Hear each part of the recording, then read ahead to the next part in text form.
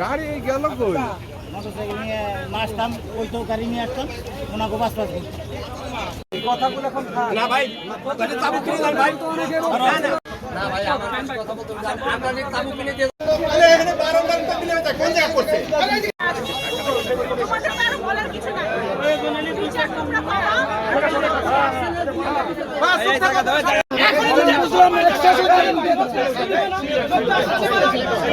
বিচার পাবেন এবং সবাইকে আমি অনুরোধ করব, এখানে সালতা সভাপতি আছে, হুমায়ুন খাঁ আছে, সালতা উপজেলা আসাদ আছে, বিভিন্ন নেতৃবৃন্দরা কিন্তু আপনারা আছেন। আপনারা যারা এখানে নেতৃস্থানীয় আছেন, আপনাদেরও প্রত্যেকটা ইউনিয়ন যাতে শান্তিপূর্ণ থাকে এবং কোনো দুষ্কৃতিকারী এখানে ঢুকে যাতে কোনো অঘটন ঘটাতে না পারে, আপনাদেরও সজাগ দৃষ্টি রাখতে হবে।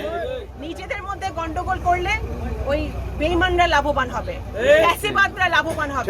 ফ্যাসিবাদদেরকে জিতায় তো আমাদের কোনো লাভ নাই।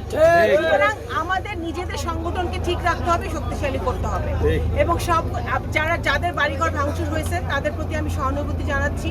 তাদের প্রতি আপনাদের সকল প্রকার সমস্যার সমাধানের জন্য আমি উপস্থিত আছি এবং থাকবো। ঠিক আছে, এই কথা বলে আমি আমার বক্তব্য শেষ করছি। আপনারা ধৈর্য ধরেন, আল্লাহ তাআলা তো আছেনই একজন যেটা বিচার করার জন্য, এবং আমরা যারা মাটিতে আছি আমরাও আপনাদের পাশে আছি।